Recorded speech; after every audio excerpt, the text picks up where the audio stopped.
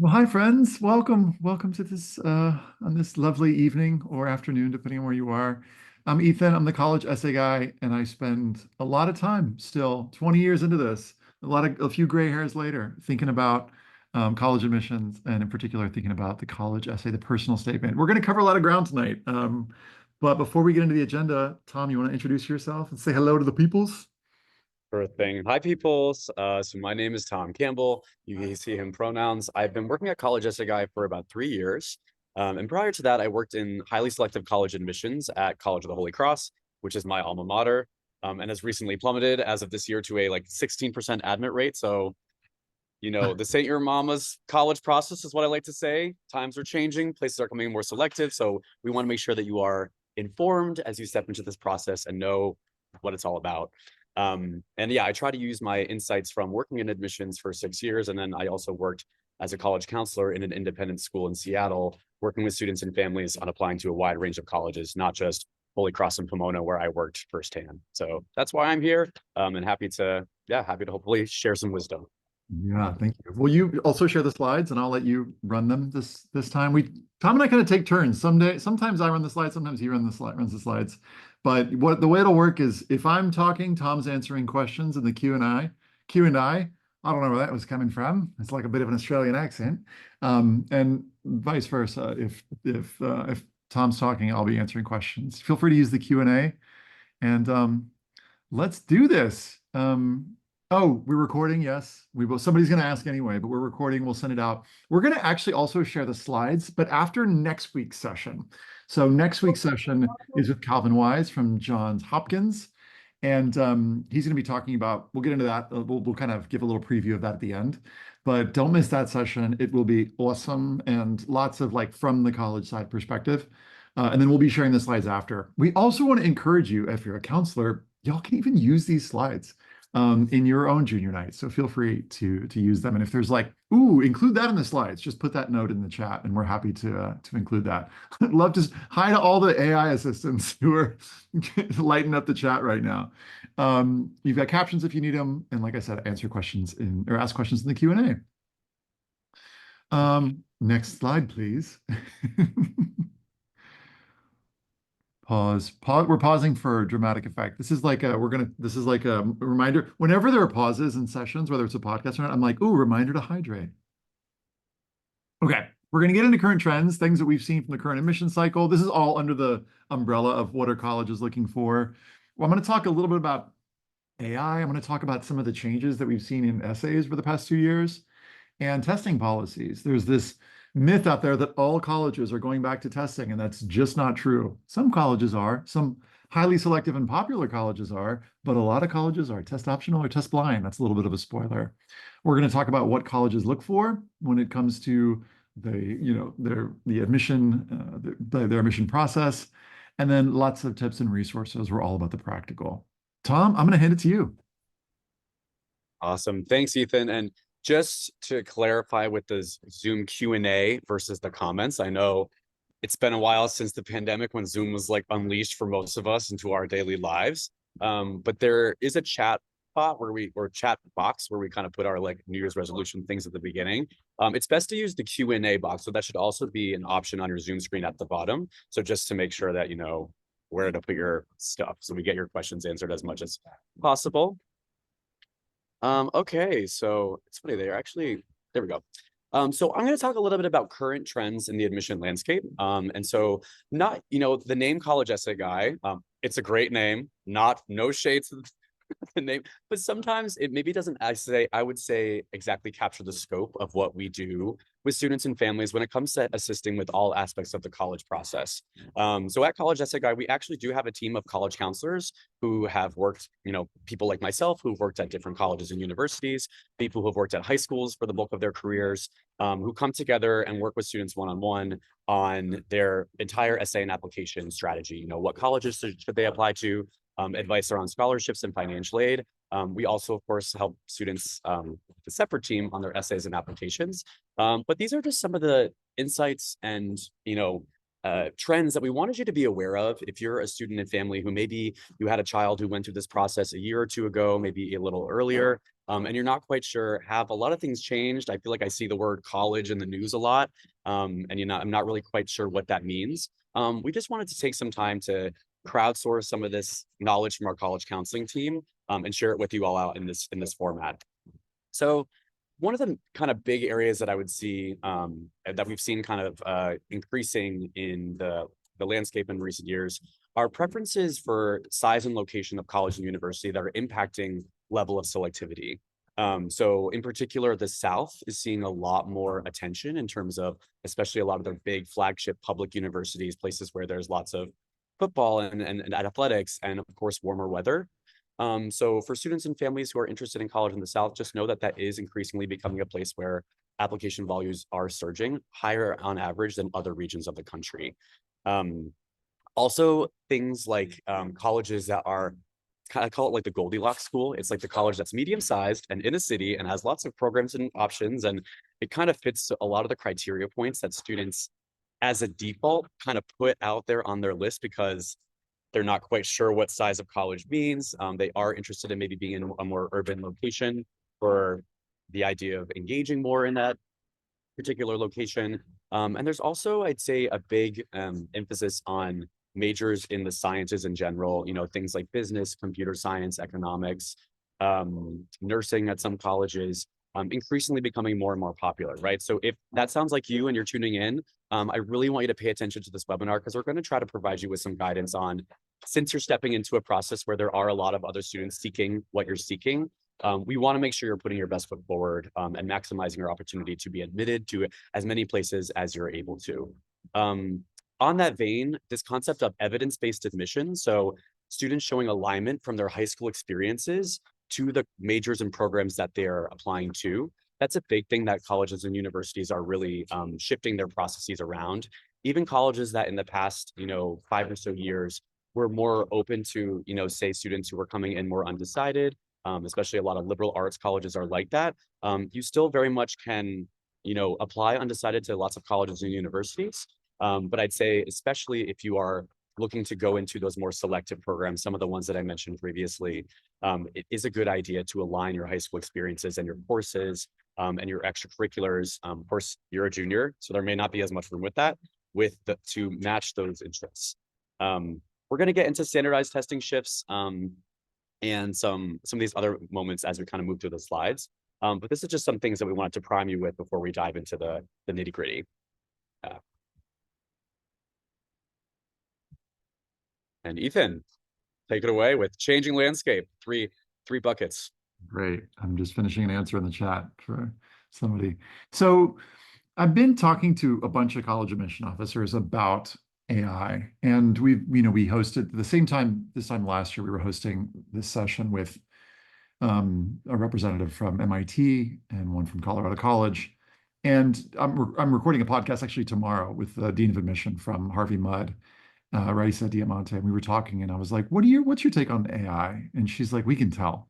I'm like, yeah. She's like, yeah, we've spent a lot of time, training on this and learning about it, and we can tell there's a feeling about that you can tell, like, in the language. I'm actually, also side note, I just came away from a conversation with Jen Rubin, who's been doing some research on student and counselor use of AI in the process, and it's really interesting. There's a white paper. Maybe I'll share it in the chat, but there's going to be a whole podcast that I'm going to record with her on it in about 6 weeks, where we're going to talk about how, interestingly, there about 30% of students reported using AI, and about 30% of counselors reported using AI for teacher rec letters.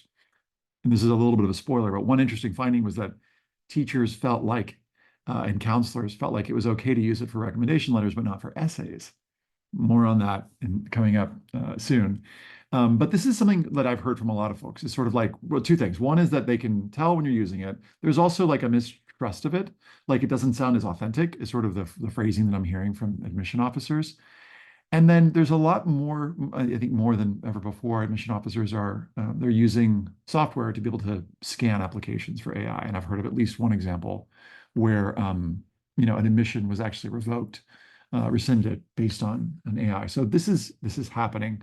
I'm going to say some obvious things to y'all, which is like, well, actually, will you click the guidelines Tom, because I think that if you click that and then go to, this will be in the slides that we share after.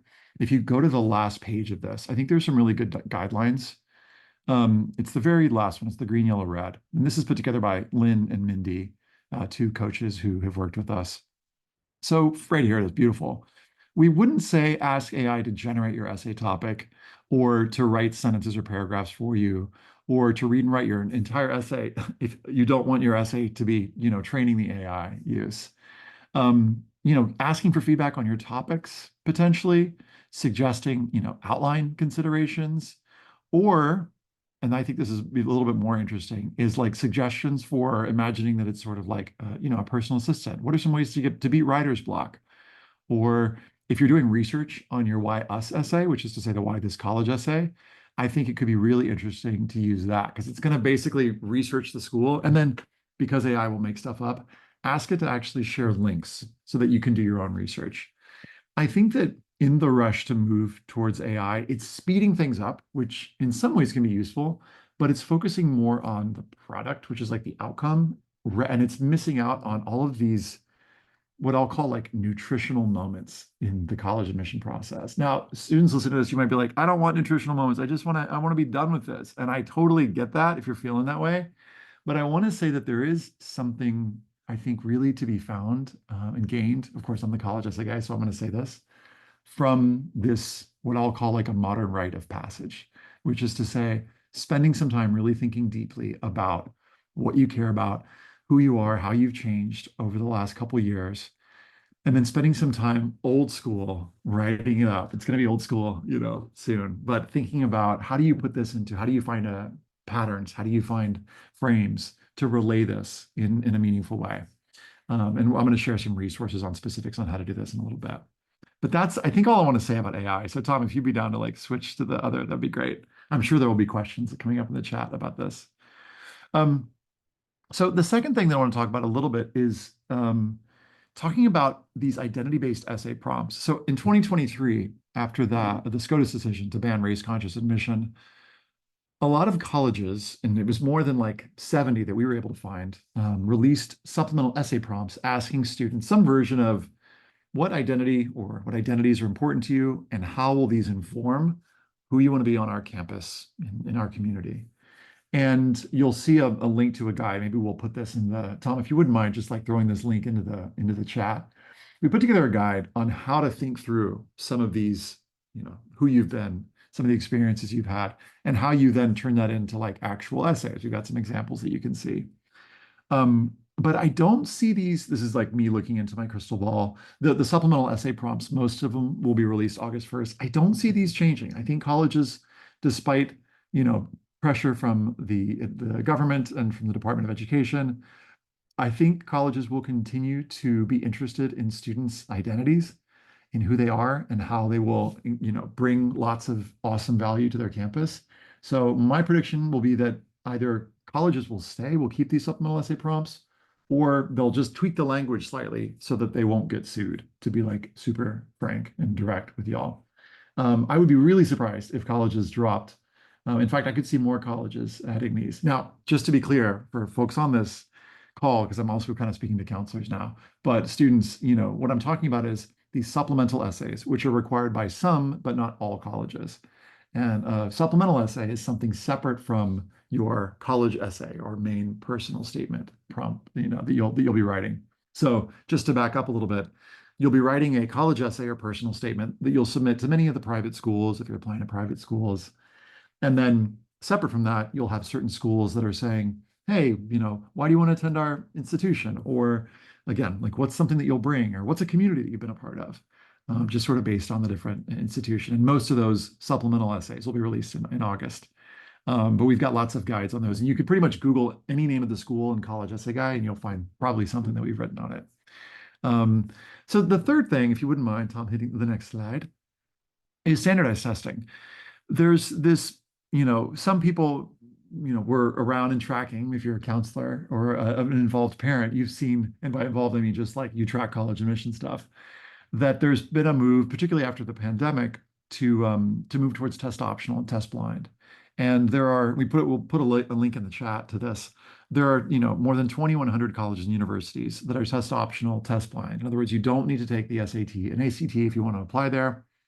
And I did a whole podcast with this. It was the last one at the end of last season. Side note, for those of you who are or listen to the podcast and who are fans, we've got new episodes coming really soon. We're just editing them and they're coming out.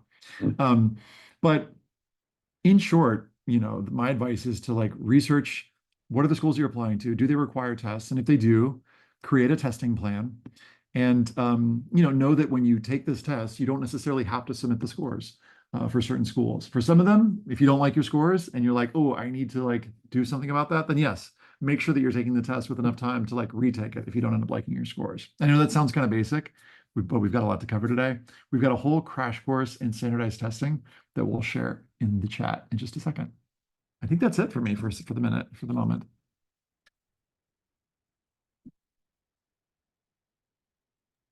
Yes. Sorry, for some reason I'm having trouble changing slides, and now Okay. my arrows are working.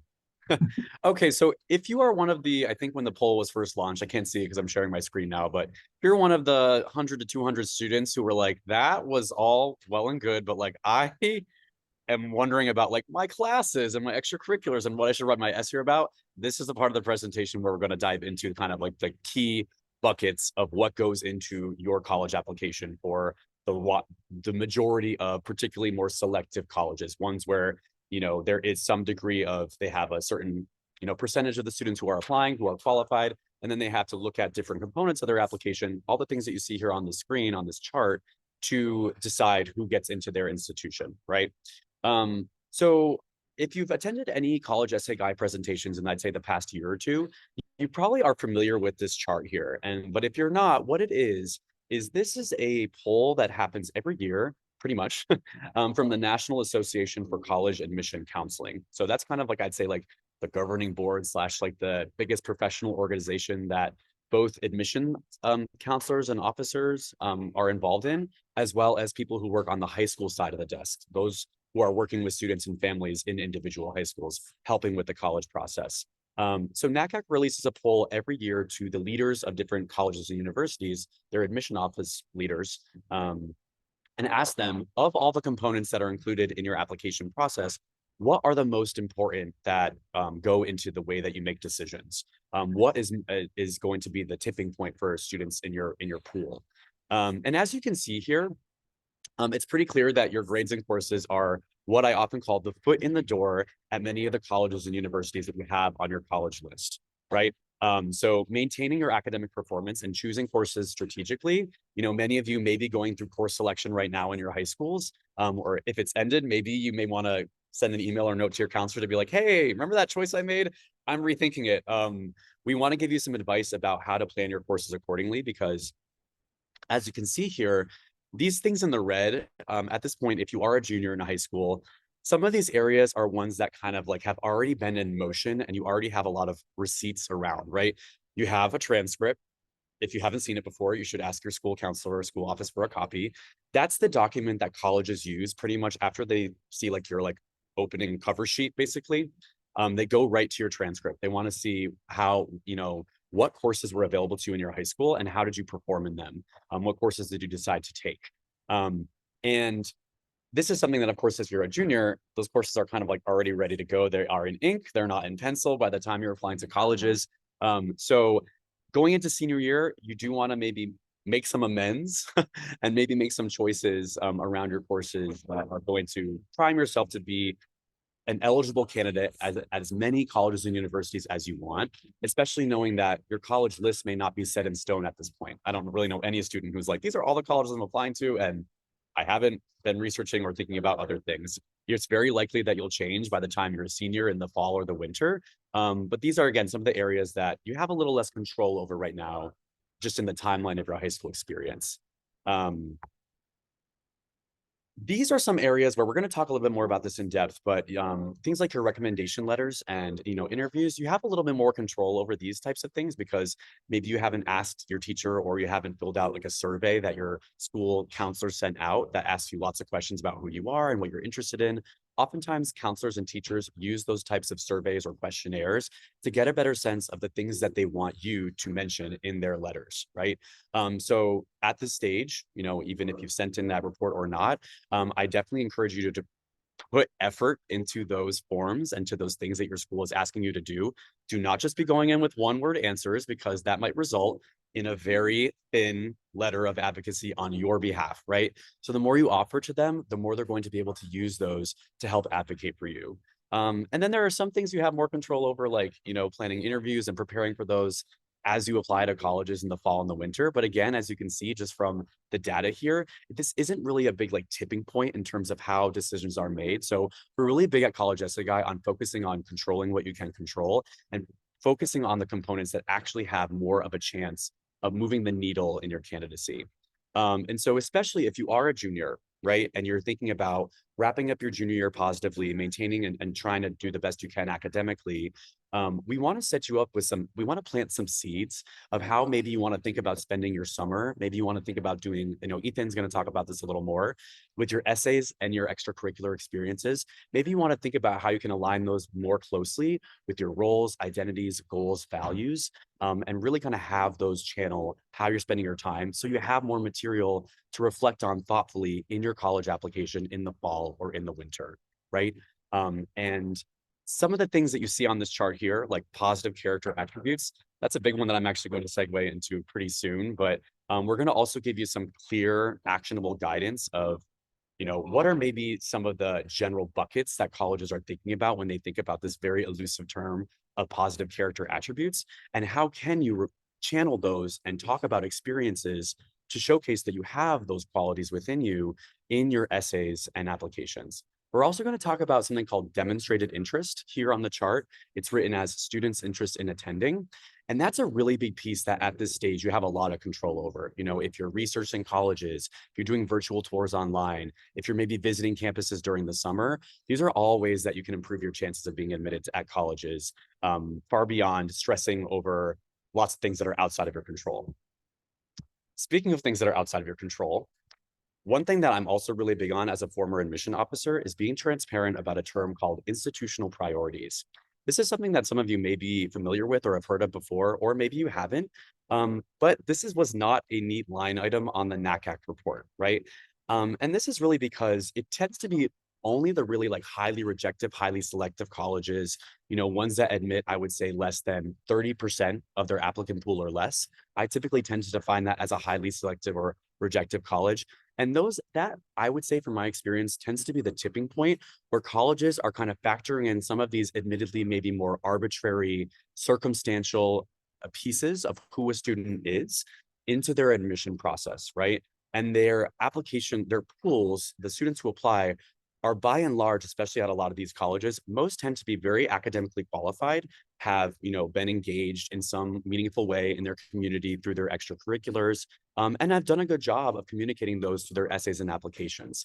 But that still doesn't mean that they have enough space to take all of those students. In fact, at Pomona, the school that I worked at, we did an analysis of all the applications that we had in a certain year, and we would flag applications as academically viable or not, based on the courses and grades and things that they chose as high school students. And from that analysis, and this is very similar to a lot of other similarly highly selective schools, Pomona's admit rate has ranged between 5 and 10% for the past several years. We deemed that about 80% of the students are admissible on those kind of objective criteria points that you saw on the previous screen, right? So I just want to name a few of those just so that they're out there and you're aware that they exist, because otherwise sometimes students can overinflate their chances of being admitted at places, because they'll say, oh, my test score is in range and I've taken the most demanding curriculum at my school. And that doesn't mean you shouldn't do those things, but you should just be aware that it often comes down to a lot of other factors beyond that as to who gets in and why, not just, how amazing and superlative you are. And it doesn't mean take 3 more AP classes senior year and don't sleep at all. That's not what colleges want you to be doing. And we're really big on kind of dialing back that anxiety and channeling your efforts and energy accordingly. So kind of mentioned kind of what these institutional priorities are and what they look like in the admission process. Generally, they're things that are set by the college's leadership, their board of trustees, their president, and they tell the vice president of admissions at the college, hey, with this application cycle, these are the things that we want to pay more particular attention to. We want to grow our representation of students from the Midwest, or we need, for the orchestra, the music orchestra director will say we need certain instruments, we're lacking in certain areas, tuba or cello or something.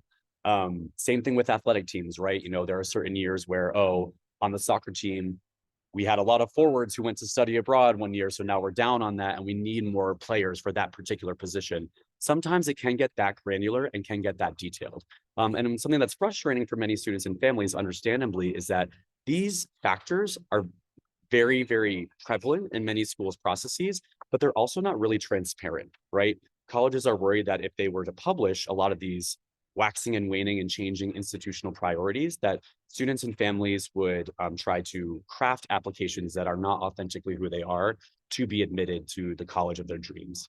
Also, if you're a first-year student, so many of these things, these institutional priorities are based on time that you've invested, right? You can't just pick up an instrument overnight and become a success.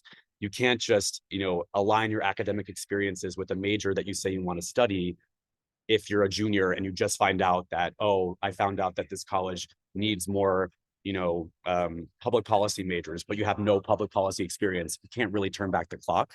So there's also not really a lot of productivity or healthiness, really, frankly, in trying to turn back time and try to craft yourself to meet a priority that you see in a certain year, because it very much may not be the same the following year.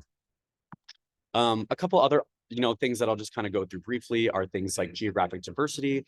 Many colleges are also looking for socioeconomic diversity in their student body as well. So a range of students who are coming from a wide range of, socioeconomic backgrounds. They're also looking for students who've gone, I know many colleges in particular recently are, I don't know if people have heard of what's called the STARS network, but it's a network of colleges and universities that have made it more explicit that they're interested in recruiting and identifying more students who come from rural areas that are currently underrepresented in the higher education landscape, not as present on many college campuses, right? So that's one example of, some places. I know Vanderbilt, just off the top of my head, is one school that's part of that network. And they've increased their efforts and their recruitment, processes to try and identify more of those students that their leadership and, them as a college are looking to see more and more of. A couple other things too, things like, and this is being challenged, in some states like California, there now are policies against something called legacy admission, where basically if you have a parent or guardian who has attended the college or university that you are, applying to, you may have a leg up, in certain colleges and universities processes. Usually they indicate how this is factored into their process on their website. There's also something called a common data set. We're going to get into that in a minute, that shows you how an individual college factors in some of these categories, right? So sometimes also children whose parent works at the college or universities might get preference, or students who kind of come from families that could be very influential and maybe could be big donors down the line. That's another thing that can sometimes come into play. Again, I'm all about transparency. These are also categories that you may be familiar with. You may have heard of students from your school or community that have been recruited to play a sport, or maybe they sent in a portfolio or an audition tape or something for some of the performing arts offerings at a college or university. At Pomona, for example, even though we weren't a conservatory where students who were interested in things like theater or music or dance, they weren't sending in an audition. They could send in an optional arts portfolio. There's many selective colleges that offer this. And a student who has highly rated talent in some of those areas, that could be the tipping point. They're a standard strong applicant. They have the grades, the courses, the standardized testing maybe to be admissible, but it was that musical talent or, theatrical talent, dance, that ended up being the tipping point from maybe a wait list territory to an admit territory. Another big one that has come up, I'd say, in recent years, that I think it's good to be aware of, is something called undersubscribed or under-enrolled majors. Right. So there are many colleges and universities. I would say University of Illinois Urbana-Champaign stands out to me as one that has become more selective in recent years, even for students who are not from Illinois. It's a big flagship public university that has lots of national attention and international recognition. And something that they're really known for, if you Google best colleges for computer science global rankings, University of Illinois comes up. And computer science, of course, is a really growing field, lots of opportunity there, lots of public interest. If you look at the published acceptance rates for computer science versus something like They have an interdisciplinary computer science plus X program, which is basically where you combine computer science in another academic area that you want to explore the intersection of the interdisciplinary connection between. It goes from like less than 10% admit rate to something far greater, right? And it just kind of underscores how heavy-handed some of these kind of choices that you're making by the time you apply, like the major that you're applying to, especially if you're applying to some of these more selective programs. If you don't have as much alignment in your high school experience with these more popular majors, it might be a little harder for you in the process, and it would be better and behoove you to have a wider college list with more options of varying levels of selectivity. Because if you know you really want to study that particular area, you can definitely do that. It may not be at the top college on the undergraduate level, but always remember there's pathways for graduate school for other options to be able to increase your profile. And your undergraduate stepping stone is just a stepping stone in a longer career of your growth and self-discovery. Another example that sometimes comes up as well is majors that are either new at a college or there's been a lot of funding or donor attention. So at my alma mater, Holy Cross, they spent many years building multi-million-dollar performing arts facility to really kind of revitalize and bolster and increase the presence of that area of campus life and that academic program. So of course, if college is investing lots of resources in this certain area, that might mean that it's a good idea for you to send in an application there because, you're selling what they're buying, essentially, is a really good way to think about it, right? So switching gears, since you can't control as much of these things like institutional priorities, what should you be spending your time and attention doing as you enter into senior year? I'm glad you asked. We're gonna go back to that initial report that we showed of those big buckets, and kind of give you some tips and advice on how to strategically position yourself and think about how to spend your time with those areas going forward. Okay, so this is a really big one. And again, a lot of this may be hard to turn back the clock around because you may have been tracked into a certain math sequence, or you may have capacity constraints at your high school or whatnot. But if you are going through course selection right now and you have an option to, for example, forego a solid academic course, and what I mean by that, there's 5 categories of them: English, math, world language, social studies, and science. Those are the 5 core subject academic areas that the majority of colleges and universities want to see students engage with for all 4 years. If you take away anything from this session, please let that be one of the biggest lessons you take away. Because I'd say if academics are the foot in the door at these colleges processes and 80% of students are academically viable, you want to at least be part of that 80%. And there are many students who say, for example, they're like, well, I'm kind of over language. I don't want to do it anymore. I just want to focus on math and science instead. That's where my interest lies. And I heard that I should align my interests from this webinar that this guy, Tom, did. Yes. And it still would probably behoove you to take that world language to the highest level that you can within your high school offerings, right? Because not doing that means that you are essentially behind in the competition for especially some of these more highly selected colleges.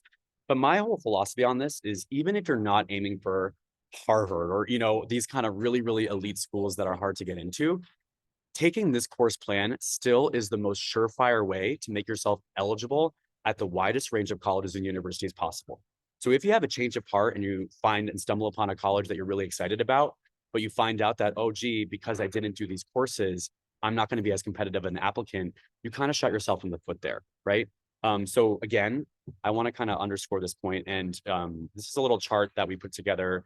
Actually, I put this together. Just take some credit for that. And it kind of goes through, these are some of the most highly selected based on acceptance rate colleges and universities in the past year or two. And these are the published recommended courses per year that they want to see in these 5 core academic subjects that I mentioned, right? So it's actually sometimes surprising for students to see that world languages is actually one that more colleges that are on this list say that they want 4 years, even more than social studies, which I would say you should definitely take all 4 years. I think you should take all of them all 4 years, but this kind of just underscores the point that I'm making of sometimes opting out of these courses prematurely can make yourself less competitive at a lot of these colleges and universities. So if you have a choice, highly recommend sticking it out and heading towards the highest level in these subject areas that you possibly can reach based on your track or your level of skill in these certain academic areas. Another line on the report that you probably saw was total high school grades. Sometimes students and families wonder, are the grades that in those core subjects that you mentioned, those college prep classes, more significant and have more weight than these other areas? And the answer is yes. Elective courses, things like theater, maybe you go to religious school and you have religion classes, art classes, those are still looked at in the review process, but far less in terms of importance than those core academic subjects. So if you got a B in gym one year, don't think that that's going to like completely destroy the trajectory of all of your future plans. The focus is more on those core academic subjects, right? Sometimes academic electives might be ways to kind of explore what I mentioned before, that academic alignment, right? Aligning your experiences with the majors and programs that you're interested in pursuing or the professions you're interested in pursuing. And so not you can maybe kind of take like optional like business or business literacy courses that your high school offers, whatever's available, but just don't have it be at the peril or kind of replacing those core academic subjects. Sometimes, for example, we see students who are interested in medicine. They're like, I want to take anatomy and physiology because that will help me with medicine. Yes. And it should not be a replacement for biology, chemistry, physics. Those are courses that pretty much all colleges and universities would welcome and want to see on your transcripts and are seen as the most rigorous, right? So it's biology, chemistry, physics, and maybe anatomy if you have room, but not to replace those other categories. Okay. Strength of curriculum. For the sake of time, I'm gonna, you're gonna get these resources going forward, but a big question that students and families often wonder is, how do I, what do colleges and universities think about my school? We have certain school policies and course limits, and I don't have AP classes, or I don't have IB classes, or whatever it is. Just know that colleges look at a document called your school profile when they're making admission decisions, and they use that to contextualize the transcript. They don't just read the transcript and the courses in a vacuum. They want to know two questions. You see them here on the challenges yourself bullet. They want to know what was available to the student and what did the student leave on the table. And if you're looking at your transcript and thinking, oh, gee, it may be hard for someone to understand why I took the courses that I took. There was capacity constraints, or the teacher went on maternity leave, or whatever it may be, you can always explain those circumstances in what's called your additional information section that you send to different colleges. That's just something to be aware of when it comes to your courses. Positive character attributes. This is, again, that kind of elusive category that I mentioned before. The problem here is that many colleges and universities have seen that there's so much of the rat race around trying to be the best at every single category, that many students don't cultivate as much of those positive character attributes in their high, or have that anchor their high school experience and help them grow, hence the tree graphic. What we did at College Essay Guy, and we have lots of resources to kind of help you get into this in more detail as you start to put together your applications. But we did an analysis of lots of different college mission statements, vision statements, and value statements. And I can say from experience, having worked in college admission, that those are actually really folded into many colleges and universities' review processes. They actually look for evidence of certain things that are in their mission statement or in their strategic plan when they're reviewing admission files, and they have highlighted quotes and recommendation excerpts and things along those lines from your essays, activities. So these, when we did this analysis, every college's approach to this is very different. And if you look up, what colleges look for Caltech and MIT, you'll see distinctive qualities. Some of them have them on their website that show you what they're actually looking for qualitatively beyond the grades, beyond the numbers. And we would say from our assessment that these tend to be the 5 big buckets that most students, that most colleges are looking for in students in some capacity. And here on the slides, you also see some of the questions that an admission officer might be asking themselves when they're trying to gauge whether or not this quality or this admission nutrient is present in the student's healthy college application, right? It doesn't mean that these are like the 5 qualities to rule them all, and that every single college and university under the sun is looking for these exact things. But these tend to be the areas where if you, I'd say, spend and calibrate your high school experience towards cultivating these 5 things, you tend to, I'd say, put yourself, just like I mentioned with the 5 solid academic courses, it's kind of the same with these 5 admission nutrients. If you kind of, tailor your high school experience and think about experiences and ways you can maybe make some changes going forward to help cultivate maybe some of the nutrients that you see here that maybe are not as fully fledged or fully developed, you still have time to do that, with the rest of high school. The next big section I'm going to toss the mic to Ethan is essays, which I know many people are probably really curious about, since you have more control over that going into your senior year than some of these other areas. Yeah, just to speak briefly about it, it's something that and particularly if you're applying to like a selective school, if you imagine that at these selective schools, and I'll just speak about those for just a minute. Tom teaches a whole course on this, by the way, that's coming up later in the year. But if that's a way that you're aiming, when you look at your application, or just imagine the admission reader looking at the application of a student who has great, awesome grades, has taken very challenging classes. They've got, test scores potentially, in the close to awesome, close to perfect. They're starting to go, well, what are the other things that differentiate the student? How do I tell student A from student B when it comes to, who they are beyond the numbers? And that's when they're starting to look at the essay. So I'd say the essay matters more in those sort of like, we'll call it, I don't want to say edge cases, but those cases where they're comparing you to someone who has a similar profile.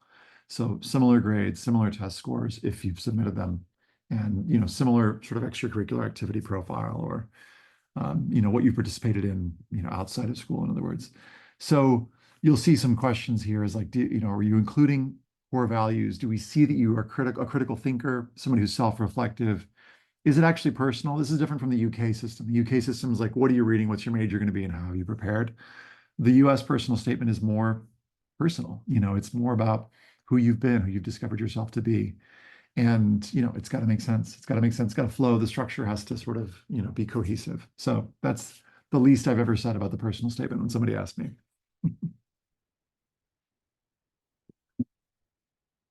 Oh, I can talk about supplements too.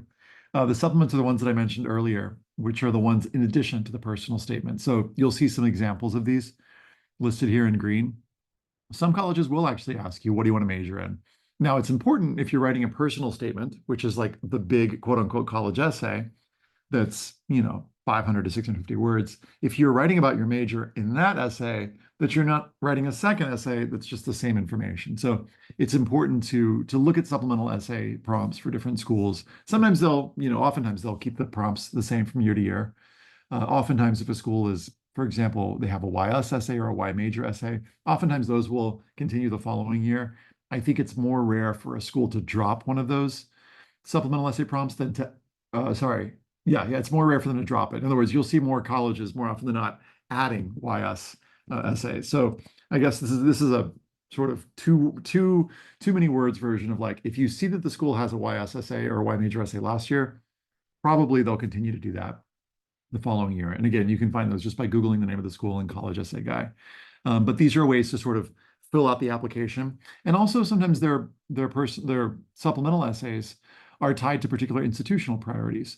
So they're really looking to demonstrate fit. Like, are you really going to fit in at this campus? Are you going to be able to be successful? Is there some core value potentially that the school is really committed to? And they're like, does this student demonstrate it? For example, is this student going to work well with others? Caltech is sort of known for its collaborative projects, its team, work in teams. That's one of the things they say on what we're looking for on their website. And so one of their essay prompts for the last few years has been about specifically collaboration. So sometimes there will be hints of the institutional priorities in these supplemental essays.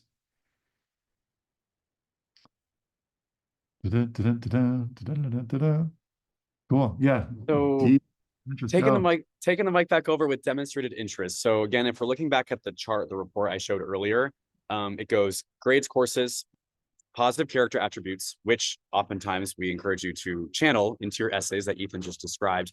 And then the next most important category to colleges in terms of the ranking there is something called students' interest in attending or demonstrated interest. And the really big key to this is that sometimes students will be like, oh, well, I have a friend who goes here and they've talked with me a lot about the school, or I visited the campus, I visited them last spring. That's great. And it's really important when you are trying to put together your college application that you make sure that people in admissions know that you did that, and know that you engaged with that level of interest, and know that you got to learn about their campus through those means, right? Because if they don't know it, it's not going to count for you, just to put it bluntly. So kind of this little like flow chart here, this circle, kind of I'd say shows the typical trajectory of how a student might engage with showing interest in colleges and universities that they have on their college list. And if you see at the bottom right here, I have a little phrase here called love your likelies. What that means is that a lot of times, and I just want to name that we've been spending a lot of time mentioning places like Caltech and Harvard, and I just want you to know that we are not the people on here saying like, you need to be applying to all these places. A lot of times we center our guidance around that because most people come to us looking for support for those types of applications. Those often are also the ones that have things like supplemental essays like Ethan described, where it's like, I don't really know what to say here. But ideally, your college list has a lot of colleges that are called likely schools, where you're likely to be admitted based on your academic profile, and target schools, where it can kind of go either way based on your academic profile and what your college counseling office or the data from your high school is showing the numbers of where you might lie in terms of their admission pool. For those likely and target schools in particular, demonstrating interest tends to be more important in the way that they actually review applications. At the highly selective schools, they know how great they are. They know where they're ranked. They know they're top 10 or whatever. So they know a lot of people would be begging to go there. They don't care as much, quite frankly, how interested you are. So you can definitely do that. And I worked at a school where we didn't measure demonstrated interest, or we didn't factor it into the admission conversation. But I still, as a human being, was likely to want to admit the students who I met at their high school, and they had email conversations with me. And that wasn't always going to work out because sometimes the student didn't meet the institutional priorities that I, as an admission officer, as an employee, was beholden to. But it means that I'd say to prioritize your time, which is precious, strategically, and don't ignore those likely schools. If you're planning college visits in Boston, do not just go to MIT and Harvard, right? Think about Babson, think about kind of Boston University, which is also now really highly selected to get into. Think about kind of expanding your reach to other colleges in the area, maybe a place like Brandeis that is selective, but not quite as highly rejected as some of the schools I mentioned previously. So visit campuses accordingly so that you're not putting all your eggs in one basket. Have conversations with admission representatives. I worked for many years at a college and university. I like to think that I'm not this like scary beast.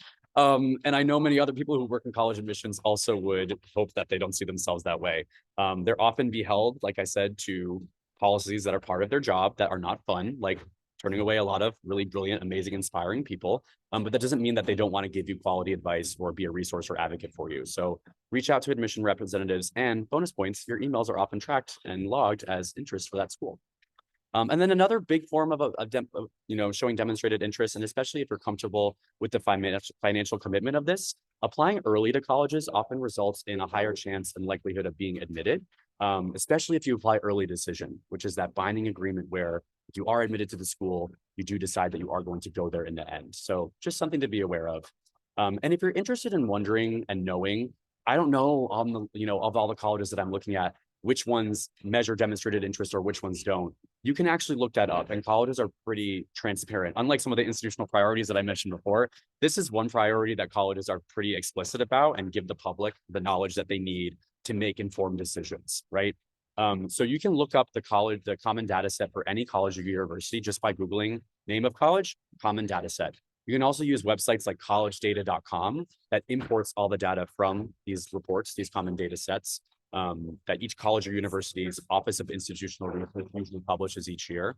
They put it into kind of more reader-friendly format, so it's easier for you to look it up and maybe put it into your own spreadsheet or application management software, whatever you use. And any college where this level of applicants' interest on this chart, C7 is the name of the chart. You can do Control F, C7, you'll find it right away. If it's marked as important or even considered, I would say spend some time doing those online tours, maybe visiting campus if you can, emailing that admission representative, because in the long run, it's not going to take that much time away from your schedule. And, it's actually going to move the needle more than fretting about, oh, I have a friend who has like 10 AP classes at another school down the street and I only have 6. Apples and oranges, their process and their school has no impact on you. So focus on what you can control. I'm going to really quickly go through recommendation letters, just because, I want to be mindful of the time here, but these are kind of the next tier of importance in many colleges' review processes. And the biggest, I'd say, way to think about the counselor letter recommendation versus the teacher rec is that the counselor recommendation is kind of like a secondary source, or sometimes an analogy that I've heard Ethan use before is it's like the house lights on a stage in theater, where it kind of gives the whole picture of the stage. In this case, the stage is you. So counselor recommendations, I used to write them for students. They usually are a compilation of notes from your previous teachers, from report cards or comments. Your family maybe did a questionnaire that shares a little bit more about their view on who you are and what you value and your interests and your skills and your formative experiences. And then also typically most students are asked to complete some kind of brag sheet or questionnaire or survey by their school counseling office. So that way, especially if you go to a high school where your counselor has like 300 students on their caseload and they aren't able to meet with you individually, really take some time and use some of our brainstorming exercises at College Essay Guide to give some quality answers to those questions, because it's actually going to help set you up for success with your essays later down the line, because you'll have a lot more source material in a document. And it's really also going to equip your teacher or your counselor to really kind of paint that broader picture with more detail than just this student's hardworking, right? Of course, like I said before, any student who applies to a lot of these colleges is hardworking. You want to kind of give them tangible receipts and evidence of what working hard has looked like in your life. And then with teacher letters, they're more of a primary source. So these ideally are teachers who know you. They're the ones that you've built the most strong relationships with. And ideally also they're teachers from more recent years in high school. I'd say sophomore year or later is what I would really recommend. As well as teachers from those core academic subjects, English, math, social studies, science, or language. Having recommendations from 2 of those teachers is often something that many colleges and universities require. And you want to find the ones who are going to be able to pinpoint specific instances in class or be able to kind of talk about the type of person you are in an academic setting, because that's going to equip the admission officer with a sense of who the student will be on their campus. And then extracurriculars, Ethan. Yeah. So there's a guide that we put out last week, or was it last week or the week before last, on brainstorming an uncommon high school summer. So let me just share that guide in the chat. I put it in there already. But for those of you who are interested in figuring out what do I spend my time doing, either the rest of this year or the summer, whether you're 9th and 11th grade, a lot of y'all are in 11th grade, there's still plenty of time to figure out how to make this summer an awesome summer. And it kind of depends on what kind of summer you want to have. And I know I'm kind of blending this summer and extracurricular activities, but you'll find lots in that guide, lots of ideas. But you'll see some of the main things that we're focused on here. You know, I really like Tom's advice on this, where you focus on 3 to 4 main things. You don't need to be doing 12 different things that you're focused on. You know, go deep rather than going wide and doing all the things. Now, having said that, if you're in 9th grade and you're still trying to figure out what you're interested in, yeah, go do all the things. Try that internship that sounds interesting, and get a summer job, and explore your interests. That's really the time, 9th and 10th grade, for exploration. In 11th grade, it's time to sort of pick some things that you're into and kind of go deeper on them. 2 of the things, the admission nutrients that we're that we see colleges look for a lot is impact initiative. So impact in the sense of, like, who did you reach? Was it somebody in your school? Was it in your community? Was it in your state, if you're working on a big project? An initiative. How were you a leader? Like, how are you starting things? Not just like showing up to a meeting or 2, but actually taking on some kind of responsibility, seeing a thing through to completion. So yeah, that's what we'll say about extracurriculars. But you'll see also linked in the chat a huge guide that I'll share right now that Tom wrote, that's got lots and lots about extracurriculars. So that's it. It's very robust. It's robust. Control F. You can control F a lot of things on there. It's pretty much any club or organization you're involved in, control F, you'll find some guidance around how to approach it thoughtfully. Yeah. Ethan talked a little bit about standardized testing, but I just kind of want to, again, if you look at the NACAC report that we shared earlier of, what components of the admission process are most important, this gives you a little timeline of how that percentage has shifted over time. So prior to COVID, the pandemic, a lot of colleges, actually right up there with the courses and grades that you had, and before positive character attributes and essays, test scores were right below where your grades and your courses are in terms of importance. But once this survey was done again after the pandemic, when many colleges either decided to go test optional because there wasn't access to standardized testing, or they already had plans in motion to go test optional, and the pandemic just accelerated something that they were already in conversation, on at their campus. That number plummeted to 5% of colleges marking standardized testing as considerably important. 2025 looks a little different than 2023, right? And we anticipate when this survey is done again and we get more data from, a range of colleges and universities again, we'll probably see an uptick again in standardized testing being more important at some schools. It's really important, I'd say, if you're wondering whether or not to submit test scores, or we definitely recommend that you take a standardized test, because there might be scholarships that you're eligible for, or it just allows you to at least have that component available, even if you decide not to send it in places, right? And a general rule of thumb, and again, this is a very nuanced conversation, because a lot of the decision to submit or not submit your test scores has to do with who you are as an individual and the environment that you're coming from, right? So in general, for most of you, it's a pretty good blanket rule. If you are in the middle 50% of the published test scores that a college says in their past admission cycle, most of the students who were admitted have between a 28 to a 31 on the ACT. If you are within that range or above it, of course, that goes without saying, probably a good idea to send that ACT score in because it shows that you are consistent with the academic profile or the standardized testing profile that a college is looking for.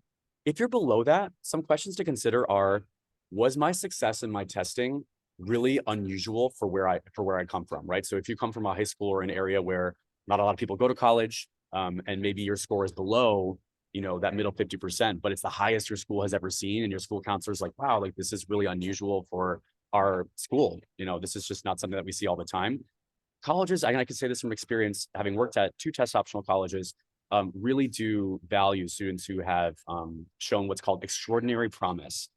So kind of based on your circumstances and environment, your ability to access things like standardized testing prep, they will consider whether or not you had more opportunity to do well in those tests than other students who maybe had more opportunity or resources to help with that. So again, that was a really quick answer, and it's a very individual decision, which is why, as much as possible, we encourage you to seek individual guidance from your school counselor or from us. But the last thing I want to leave on when it comes to standardized testing, which is, again, the last component of that NACAC report, are AP tests and IB tests. A lot of times students are wondering, should I submit these scores? They're not a huge deal in the college admission process, to be quite frank. They usually are something that students will send official score reports to when they're enrolling at a college or university that they are interested in. But you can self-report your AP scores or IB scores that you've taken or that you have in the common application in the testing section. You can write in the scores that you have, and then you can verify them later on down the line. Lots of colleges also let you do that for your regular SAT or ACT score too. So just, again, you have to be aware of the policy from school to school. But in general, if you have an AP score of a 4 or 5 or an IB score of a 6 or 7, you can feel comfortable submitting those to the vast majority of colleges and universities and reporting those in your common application. If you did not go to a school that has these courses, you do not need to take them. I used to work at a high school that was a very elite high school, for lack of a better word, and the students were admitted to lots of selective colleges. We did not have AP classes at the school I worked at. But the school was very challenging, and the faculty and the teachers designed their own advanced courses that were more in line with how they wanted to teach the courses, more in line with what they thought the students were needing. And I had students and families every year who would spend lots of time and energy taking independently and self-studying for AP scores when honestly they really weren't this thing that was needed in their admission process. So again, I'm all about scaling back, wasting time and energy. Sorry, I don't want to say wasting because it's not really a waste, but misdirected time and energy on things that aren't going to make as much of a statistical difference versus some of the things that we've centered on here, like demonstrated interests, like thinking about positive character attributes, impact and initiative heavy extracurriculars. Those are going to be things that are going to make a little bit more of a difference in your process going forward. So again, you're going to get a summary of these action steps and items in the follow-up email to this session. If you're here now, you're going to get the email. Don't worry. Check your spam if you can't find it. But these kind of key steps here on this slide and the next slide are the biggest ones that we want to say, okay, you went and sat in on this presentation. You have the slides to go back to at your disposal. These are the areas where going forward, you should spend your time and energy so that you're not putting your eggs in maybe the wrong baskets or the ones that aren't going to help you out as much. And in terms of resources that are going to, I'd say, really be like, these are the ones that you have bookmarked. Like these are the ones that you want to like go to, especially I'd say the ones on the bookends here, the ones on the left and the right. For any of you tuning in, all the things that we kind of quickly covered in this session to kind of give that overall big picture application process. There's things that we didn't even include here, like affordability, financial aid, scholarships, which is separate. We have a whole guide around paying for college. We have all these resources that help you with that thing. If you're like, hey, I didn't get any of my questions answered along those lines, check out the College Application Hub. We have links and resources to all of our favorite guides that we wrote and collaborated with industry professionals to help give you that free vetted guidance. Anything around the Supreme Court decision on race-conscious admission. Should I write about race? Should I not write about race? What should I write about for these identity-based prompts that are asking me, what do I contribute to campus? What's my lived experience?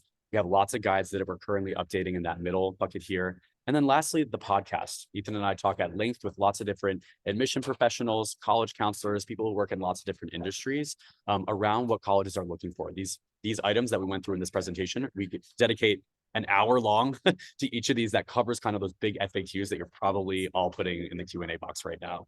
So listening to the podcast is actually probably going to answer almost all the questions, I would argue, that you're probably answering in the chat. Thanks. We're going to hang out here for a few minutes to just answer some more questions. We like to go a few minutes over, but we're not going to go like 20 minutes over. We'll go like 5 minutes over. Someone asked about demonstrated interest. Do colleges get annoyed? How do you actually reach out to them? What questions should you ask? I'll put the answer to that in the chat. That our guide to demonstrated interest. Someone's asking, do regional admission officers get annoyed? No, I mean, they this is their job. They want to answer questions about the institution. They want to help you get to know that they do it, day in, day out. They want to help you get to know if this is a good fit, if it makes sense. And somebody asks, like, should you do a follow-up letter or an email afterwards? I'd say do an email, because then it's going to get tracked in that system. Do an email from the same email address, and then it's going to be like, oh, cool, the person followed up and they emailed us again. You'll see in that guide, when you get an email from the school, click on it, spend some time on the website. Go ahead. Yeah. Yeah. Also, pro tip, most colleges and universities have an operations team. So just like Rebecca here, I'm a wonderful moderator who's helping, on the back end, make sure that we're running things smoothly and flowing. It takes a village, right? And a college admission office often has operations personnel, staff members who manage the admissions at insertcollege.edu general email account. So if you, for example, write to your regional admission officer and also CC the admissions account, we had processing staff who would attach emails that they got in the general inbox and route it to your application. So to cover all your bases and make sure that it was received, that's a good action step you can take as well to just feel less anxious of, did it count? I didn't answer some of the questions. It turns out we answered a bunch, I think over 50 probably. I didn't answer some of the really niche ones, but I would be curious, Tom, to hear your take on this one. Is if you take a class and you don't submit the test, is it a red flag? If you don't submit your AP scores, were there times when you looked at applications and you were looking at them and you're like, wow, why am I not, are the scores not coming up? Did you hold judgment there? Or were there times where you're like, probably weren't, thoughts? That's a really good question. As I kind of said in the last slide, I know it was kind of quick, but I do stand by that. I'm noticing a lot of questions about AP scores in the chat. In general, I'd say a 4 or 5 for sure you should feel comfortable submitting. I've seen TikToks from people who are like, a 4 is going to be the reason you get denied. That's oversimplifying this process way too much. The 4 on an AP score is not going to be the reason you were denied to a school. Just end sentence there. Even if you have 3s on some, of your tests, maybe in the subjects that are not necessarily as much of your strength, I would say that still, you can consider sparingly mentioning some of those scores. If you don't mention any of them at all, I'd say it maybe is just a little, and you come from I'd say it only matters if you come from a high school where there's less students who are going on to 4-year colleges or less students who are, kind of pursuing that pathway. Because if you have a bunch of AP scores and you're coming from a high school that the college has limited information about, they don't have as many students who've enrolled there, and they haven't been able to measure how successfully they've done, or if they've stayed on campus, or if they failed out. If you don't have any AP scores, but a bunch of AP classes, that might be a case where, they want to see the scores a little bit more. But again, think about the data that we showed, right? AP scores out of 185 colleges and universities that are pretty representative of the range. Large, small, medium, rural, urban, private, tech school, The colleges that sampled are in that report are reflective of the diversity of colleges in the US.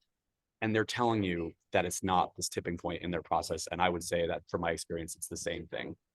Yeah, we want you to focus on this like some, but not to like obsess over it. I know it's easy to say to like somebody who's like, but it all matters. Sure, it matters some. I also want to encourage you to talk to your counselor about this. If you've got your college counselor, reach out to them. They'll have a sense usually of what students have submitted. And then the other thing I'll say is, if you come from let's say a large public school and you score a 3 on AP Physics, well, there might be context for that. An example of this is a student that I, worked with a few years ago, for whom, he was the first student in his school to pass AP Physics. with a three. And so that's real difference from like in the college may not have that information unless you let them know. So that's the kind of thing that your additional information section can give a little bit of context around. So if you feel like there's something that you want to explain or expand on, that's what that additional info section is for. Use it sparingly, be efficient, use bullet points, but that's the section of your application, which we'll talk more about in April and May, about how that factors into your application process when we get into the nuts and bolts of things. But well, let's do one more question. If there's one, Tom, that you feel like is useful, and while Tom's looking for the final question of the night, no pressure. I want to encourage y'all to join us. I misspoke and said it was next week. It's Thursday that we're going to be joined by Calvin to get into the college's perspective. What changes is he seeing? And for those of you who are asking, how is the administration going to impact college admissions? Like we don't know at this point. Like we're seeing, we're learning this at live with you all. But rest assured that in the coming months, stay tuned to the email list because we're going to have some sessions that are specifically for students and counselors on practical things that you can do. One of the questions, for instance, that's coming up is like, can I talk about race in my college application? And that's something we've already got a guide on this, but that's something that we're going to be revisiting. And all of the resources that we've been creating for students who come from marginalized communities, whether you're undocumented, if we've got advice on this. If you just Google it, Google what you're looking for, post-college essay guide, you'll probably find a guide that we put together. And rest assured that in the coming months, we're going to be scanning all those and making sure they're updated based on what's happening politically in our country. But I want to just encourage y'all to it's a time that can be really divisive and scary for a lot of us. And I want to just encourage us all to keep listening to each other. To know that there is support to be found. If it's whether it's your counselor and just reaching out and asking, you can reach out to our email. Keep coming to these webinars because we want to help answer more of y'all's questions. But the thing that I said and that Tom said a couple times earlier is what are the things that you can control? And there are some basic things like making sure that the colleges that you're applying to a range of colleges. So you're not just focused on highly selective schools. That you're making sure that you're setting up lots of time that over the summer, for example, to work on your applications. Like that's something that you can control. But sort of on a personal level, I just want to encourage us to keep listening to each other and being really curious. And I know that maybe sounds a little bit trite, but I feel like it's a really important. It's important. It's an important time for that. So Tom, what is our last question for the evening? Yeah, I'm looking through a lot of the questions, and like you said, Ethan, there's a lot of my daughter goes to a school where the tracking is this way, and I'm wondering, it's really difficult for us to answer all those questions on a public webinar with hundreds of attendees. I'm not really shade you or something. Ethan's talking about unity, and we need to support each other with Christ. I only bring that up to say we try to cover in these sessions as much big picture information for the various audiences that we reach, right? So we have students who are coming to us who are like, I don't know anything. And then we have others that are like, I've been researching colleges my whole life. So we're trying to kind of find this happy medium here. And for your more niche specific questions, we do have options for students and families who want one-on-one support and guidance to talk to some of the college counseling team that I mentioned before, people like myself, my colleague Susan, who helped put together lots of elements for this presentation, Morgan, Renee, all of whom have worked in admissions and college counseling. If you want kind of that individual person to go to, especially if maybe you are in a high school environment where you don't have as much access to an in-person counselor. And then also, if, for example, we have the Match Later Scholars Program. I don't know, I think we actually talked about that in this session yet, but I'm glad we are now. If you are a student and family who, are tuning into this session and you're like, that's great that you have one-on-one guidance, but I'm worried that might be out of my price range and I'm not really able to pay really much to do this college process. I got to do this on my own. We actually have an answer for you potentially. So the Match Later Scholars Program is available to high achieving low income students who are looking to apply to college. And when we say high achieving, our bar of entry is actually, I'd say, a lot lower. That you don't need to be like A+ in every subject. We're really looking for students who have a 3.0 GPA or above, or to receive this one-on-one direct free support from a volunteer college counselor on all aspects of the college planning process. So, if you are, worried about the cost of receiving support, we do match the number of students who work with us one-on-one in a paid capacity. we take on the same amount of students one-on-one through the Match Later Scholars Program for free. So it's, you know, my name's Tom, so I always like saying it's kind of like Tom's shoes. So that's just something I really want to make sure that we brought to your attention as we close out this webinar, because again, we love that you're coming to these sessions. We hope you can get lots of quality information to ruminate, reflect on, to bring back to your own school counseling community, to your individual high school. But if you are looking for that extra support, you know, there are options at CEG, like KFC, College Essay Guy, CEG, to help you out with that.